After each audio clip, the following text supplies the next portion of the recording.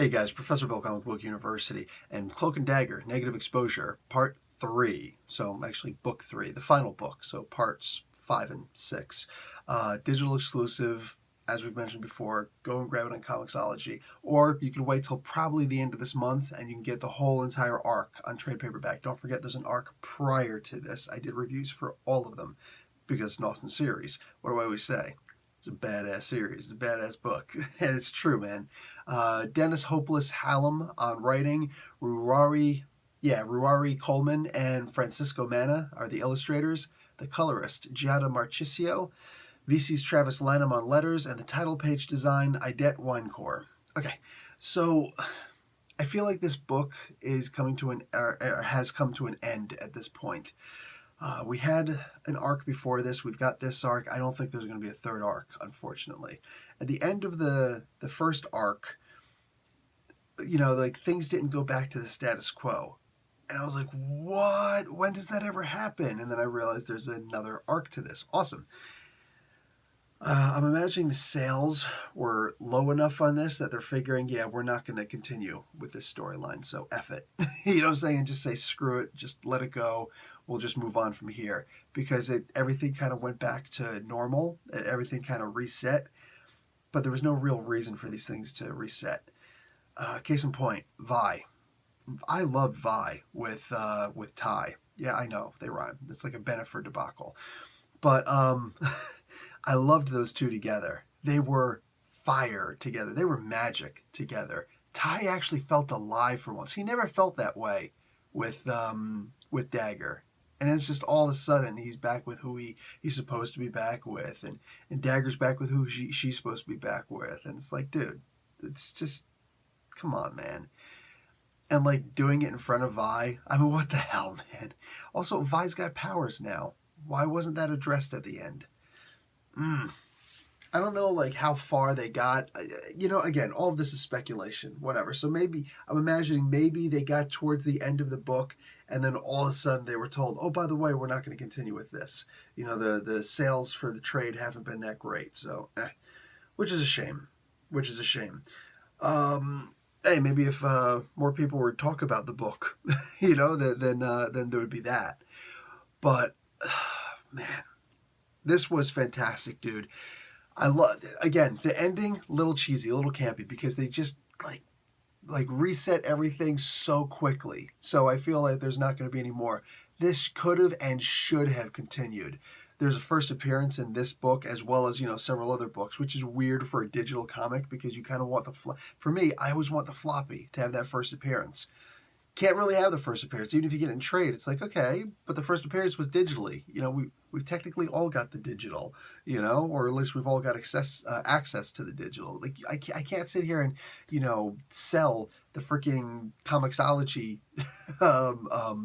file and be like, oh, look, here's a first appearance, man. Check it out. I'm cool, aren't I? I can't have somebody sign the first appearance of such and such character. That just stinks. But anyway, a cosmic being named the Devourer.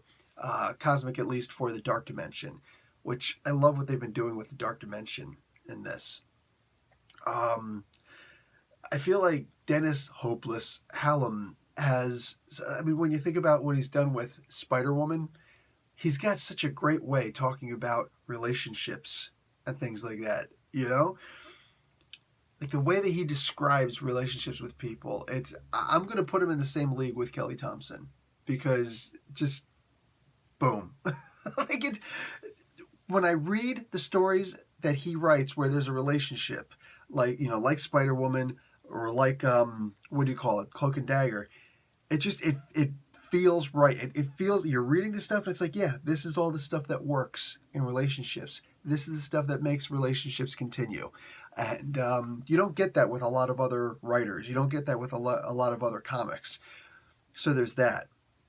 Obviously, the action has to be important, and yeah, we absolutely get the action here. The art in this book from beginning to end is awesome. It's spectacular. The fight scenes, amazing. Like, they actually feel real. Again, if there was just one complaint about the book, is that everything just kind of reset for no reason. I didn't see any real reason for for Negative Man to suddenly return back to normal. No, Mr. Negative. Yeah, Mr. Negative. I didn't see any reason for it. Martin Lee was separated from his alter identity, and then just all of a sudden, boom, he's back. So it sucks. Like that's the kind of stuff that actually hurts books to me. And again, I can only imagine, I can only speculate that last minute they're like, oh, by the way, we're not going to renew this. By the way, we're not going to, let you do a third one. So he's like, crap, got to reset everything. And that's exactly what everything felt like in this. Such a damn shame. This should have continued. This absolutely should have continued. To me, this is just Marvel not doing a really great marketing job. I would absolutely love to be able to, talk to somebody, anybody who was involved in writing this book, so that we could try and generate more views, try and generate more love for the book, more awareness at the very least of the book. There's only but so much that a lot of us can do.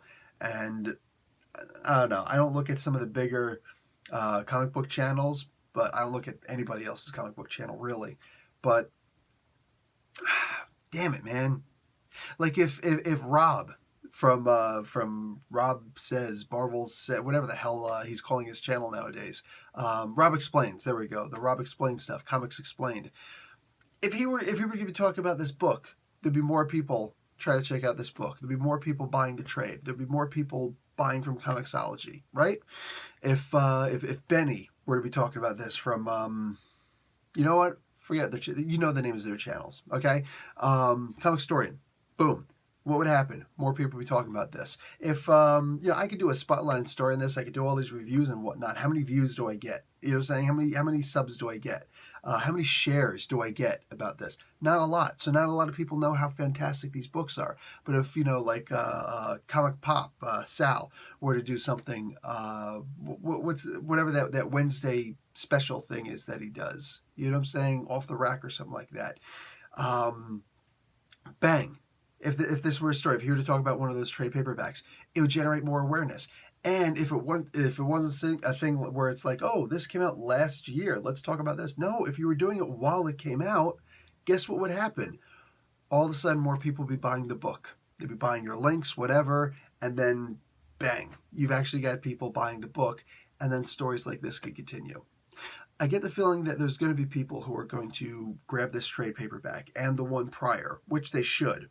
And they're going to have the same feelings that I feel, that, wow, this ended too quickly. And, man, did they make a third part to this? They should definitely make a third part to this. This should be, an ongoing. This should be a continuous thing.